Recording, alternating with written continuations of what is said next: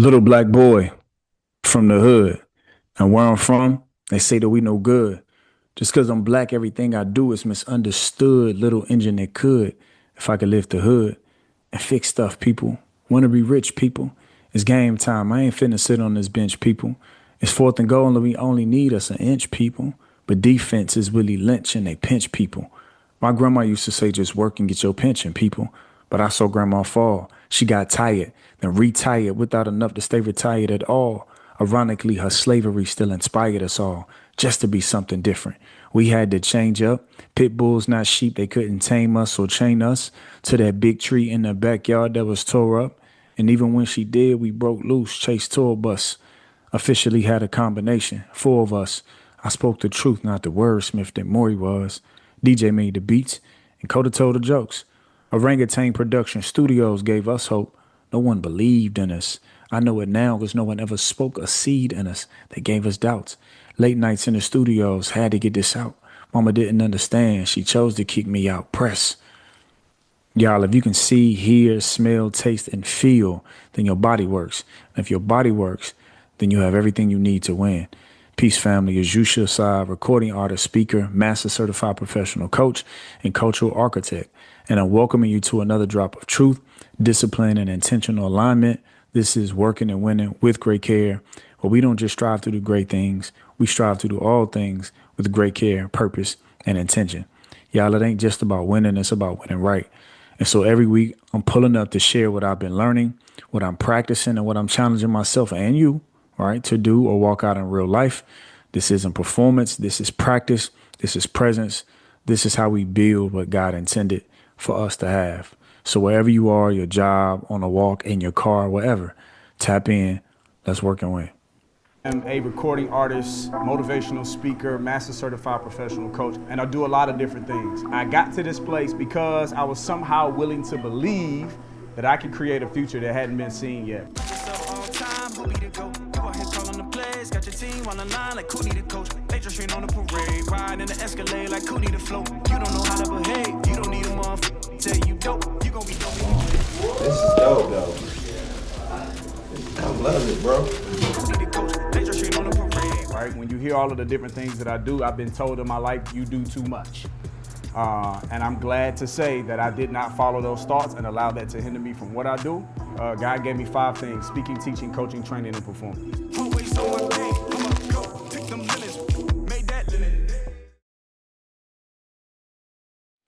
Y'all, this is episode 6 of season 1 of Working and Winning with Great Care. And today's conversation is called The Power of Hope, Why We Stop Believing.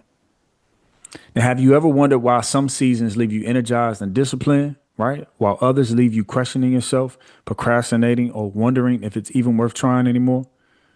More often than not, it's not a lack of talent, it's a lack of hope, right? In this episode, we're exploring the invisible force that shapes so much of our behavior. We'll talk about what hope really is, why people lose it, how belief and desire work together to move us forward, and what we can do to restore hope in ourselves and the people we lead. And whether you're trying to grow as a leader, build a stronger family, encourage a friend, or simply find your own footing again, this conversation is for you. But before we jump into this week's reflection, let's take a moment to revisit last week's conversation, leading with empathy, creating spaces where people can grow. Now, last week's episode, Leading with Empathy, we discussed how empathy can be cognitive, emotional, or compassionate. It is essential to achieving success in our leadership with those who depend on you the most. Now, the ultimate goal is to create spaces of safety, trust, communication, accountability, and grace, spaces that improve morale, help solve conflict, enhance overall results, grow people, and ultimately make your company, your school, or your home a place where people want to be. Now, we also discussed the 9 core conditions of empathetic leadership: wisdom, validation, emotional intelligence, co-creation, support and accountability, genuine love for people, self-awareness, cultural humility, and presence. To improve on empathy as a leader, one must prioritize discovering how these core conditions currently exist for them, and then be intentional about implementing and improving each one of them one at a time. Now, finally, we want to once again note that environments that lack empathy can become oppressive. I'll say that again. We want to note that environments that lack empathy can become oppressive, forcing those you lead into their reptilian responses, right? Which is fight, flight, or freeze. All of which are trauma responses to being in a space that lacks true safety and care. Now, back to this week, the power of hope. Why do we stop believing? I want to start with this. You're bigger than what you think, he said, but can never be bigger than what you think. Y'all, as I sat in the pew of my friend's funeral, these were the first words that the preacher spoke. You're bigger than what you think, but you'll never be bigger than what you think. And I had never heard anyone start a eulogy like that before. He went on to explain that my friend's ability to be more was over. But for us, we still have time. Time to be more, time to be greater, time to be bigger. And he asked us, he says, do we have the belief? Have we seen ourselves in a bigger capacity? What is it that we want? And what are we striving for? He reminded us that the driving force, the belief that we can achieve what we want, is really all we need, because everything else will be provided, shared, given, or placed within our grasp. This belief, he said, shapes how we see every situation and determines whether we view challenges as roadblocks or as necessary lessons to help us progress further. And what he was speaking about was hope. Now, hope, y'all, is not a foreign topic to me. I come from a hopeful people. I come from the teachings of the civil rights movement, right? Jesse Jackson's voice ringing out, keep hope alive. I've read the book, The Audacity of Hope by Barack Obama. I've researched and studied the work of Dr. Duncan Andrade's work on hope. But I've also taught and served in communities that at times felt hopeless, or where hope just wasn't enough. If it were not for my own study and work with hope, I wouldn't have the lens that I have today. So as we discuss hope, I want to invite you into knowing this, right? The word hope has been used ambiguously, often with emotional excitement, and yet many still struggle to attach sincere results to its mention, right? This conversation about hope often just doesn't follow with results. But still, I want to press upon you that hope is the foundation for all success, right? It is the catalyst for all results. And it is what we need to move forward, not only as a people, but for the people we lead, for our children, and then ultimately for ourselves. Hope is one of the strongest predictions, y'all, of human action. Long before we see someone's results, we can usually trace those results back to one invisible force, what they believe is possible, coupled with what they truly, genuinely desire. I'll say that again. Hope is one of the strongest predictors of human action. Long before we see someone's results, we can usually trace those results back to one invisible force, what they believe is possible, coupled with what they genuinely desire. People rarely move toward what they don't believe they can achieve, and they rarely pursue something they no longer truly want. Hope, y'all, lives at the intersection of those two realities, belief and desire. So in the intersection of those two realities, belief that this thing is possible, and the desire, the want, I actually want this thing, that's where hope lives. When both belief and hope are strong, people become remarkably resilient. They stay disciplined. They recover from setbacks. They continue to show up, even when progress is slow. But when one begins to weaken, when either hope or desire begins to weaken, something changes. People withdraw. They procrastinate. They stop asking questions. They settle. And when both belief and desire disappear completely, people don't simply stop progressing. Many begin to protect themselves from disappointment. They stop trying because trying becomes too painful.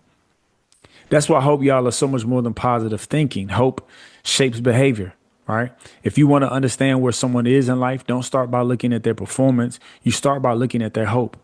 Look at what they believe. Look at what they desire. Behavior itself is often just nothing more than a visible expression of invisible hope, right? So over the years, y'all, through coaching, leadership, and education, I've noticed that people tend to experience hope in a few different ways. So sometimes a person who fully believes they're capable, but somewhere along the journey, they lose their desire. All right? They fully believe they're capable, but somewhere along the journey, they lose their desire. They know they can do the work. They have the talent. They have the ability. They just simply don't want the outcome anymore. Maybe success wasn't what they thought it would be. Maybe uh, disappointment changed them. Maybe they discovered that they were chasing someone else's dream instead of their own. These are often the people who procrastinate, delay, or settle for less than they're capable of, right? And not because they can't, but because they've disconnected from why they should.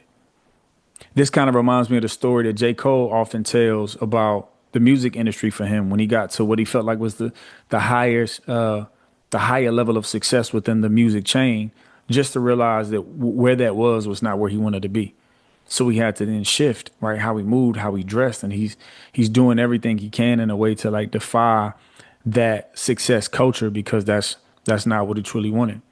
It also reminds me of like the students who change programming midway through their college career because they realize that what they're doing is not wholly what they truly want to study. What they're truly interested in is really what their parents wanted for them. Of course, which is okay, right? Our parents can give us hopes and dreams, but eventually you stand 10 toes down on what it is that you want to do, who you want to become, where you want to go in life. Now, another category that people kind of fall into, right? Other times people desperately want something, right? But don't believe they have what it takes to achieve it. These are the people who battle self doubt, imposter syndrome, and years of criticism that slowly chip away at their confidence, right? They show up, they work hard, they pray, they dream, but internally they're asking themselves, am I enough? Is this enough? Is what I'm doing enough? These people, y'all, usually just need encouragement, right? Encouragement more than instruction. They don't need another strategy nearly as much as they need someone to help restore their belief. You hear me? You don't need a strategy just as much as you need some restoration of your belief. Now, listen, then there are seasons where people lose both. You lose your hope and your desire. You stop believing and eventually you stop wanting. From the outside, it can look like laziness or apathy, like you have an emotional disconnection. But many times it isn't laziness at all. It's just protection, right? After feeling enough disappointment, failure, rejection, or heartbreak, the heart begins to protect itself from hope, right? If I stop wanting it, then I can't be hurt by not getting it, right? What often appears to be indifference is actually pain wearing a different face. It reminds me of like when we were kids, our older brothers, uncles, cousins, or whatever would offer us some money. They say, "Hey, here's some money. You can have it if you can get it out my hand." And you reach for it with all of your force and vigor. You go for it. They close that hand and pull it back. And they kind of got you in the trick bag now, right? Because you're going to continue to try. But eventually, if you can't get it, eventually say, I don't want your money anyway, right? You give up on the cause. So this is often what happens to us in life. We have this high level of belief. We have this desire. We go for a thing. We go for a thing. We go through for a thing. But the struggle can sometimes cause us to lose not only our belief in our ability to get it, but our desire to want it. Now, listen, there are seasons where belief and desire do finally come back together. This is where people become energized. This is where you become disciplined. This is where we begin asking questions, taking action, and creating momentum. All right. Not because life suddenly became easier, but because hope became stronger. Hope changes how we interpret obstacles, y'all.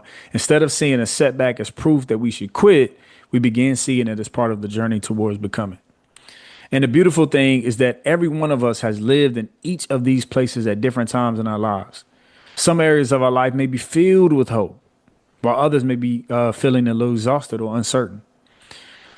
That's why no one is simply hopeful or a hopeful person or a hopeless person. That's why we can't put the title of hopeful or hopeless on a person in their entirety, because hope is always related to one specific outcome, right?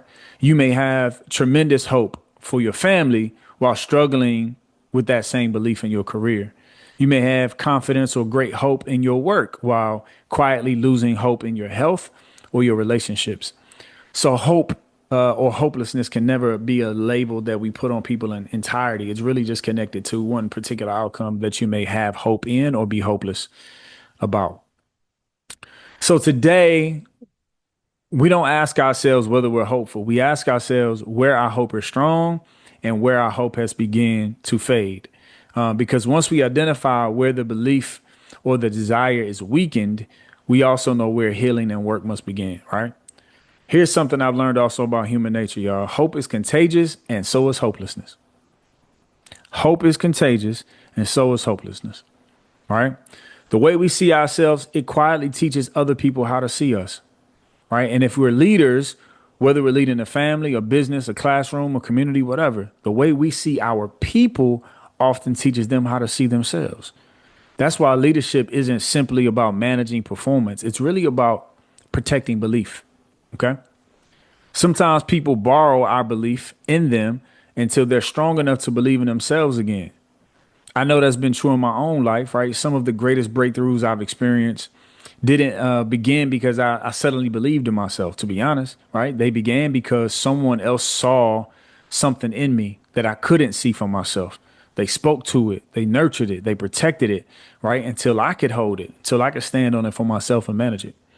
So never underestimate what consistent belief can do for another human being. Don't allow someone's current behavior to become the ceiling of your expectation of who they can become, right? Lead the person standing in front of you, of course, from where they are, but never lose sight of the person they're capable of becoming. Because sometimes your belief becomes the bridge that carries someone to rediscover their own belief. Sometimes your belief is a bridge to help someone or to carry someone to rediscover their own belief. Listen, y'all, this is a conversation on hope. If this conversation hit for you, I want you to comment, on this post on what you took away from the week. I want you to tag a brother or sister who you know needs this, who could hear this reminder, and let's work and win, and let's do it together. Now, of course, I'm also a speaker, right? So if this message spoke to you, imagine what it could do in a room live, right? With your people, with your team, your school, your organization. I don't just want to speak at your event, right? I want to leave an imprint. I want to move spirits. I want to leave people in the room ready to work and win. And so bring me to speak at your next event, retreat, leadership session, whatever. Let's create a moment. And let's turn that moment into a movement for your team to not only improve your bottom line, but to improve your people, who they are, their identity, and how they perform. Now for coaching, coaching is really for those who are ready to live big, right? Who are ready to get some clarity, some conviction, and some care. I got one-on-one group coaching programs designed to help your mindset. I got one-on-one or group coaching programs designed to help your mindset. But I want to tell you really about my coaching philosophy. My coaching philosophy is that when you were created, the Most High put within you your own code, your own pattern of success. And it is up to me to use intuitive, curious questioning to help bring that code out. Ultimately cutting your time in half to get to success or get to where you want to be. All right. We help you cut your time in half by using intuitive, curious questioning to bring out your code, the code that you already have, that the creator put in you. I help you find your code and then cut your time in half to get to your level of success. And so book a clarity call with me. I'll put the link here in the comments. But book a consultation call with me to find out how we can get you on a path towards clarity, confidence, power, safety, and where you need to be, right? Discover your code. So the promise is coming in, it's here, and we're all going to get ours. Let's work and win. Peace. The greatest things don't happen overnight. They take time and patience. So instead of waiting, struggle and be patient, cause greatness has been prepared for you. They think it happens overnight, but greatness is a story. I couldn't settle for average, I broke it with her for glory. Moved about a complacement, changed my address to victory. So when it's testimony, I'm really just writing history. They talk about the successes of life like it's a mystery. I disagree, cause for me it's a product of my decisions. Trusting the Most High is my first thought, and the rest of between staying humble and never asking for permission. I graduated from poverty,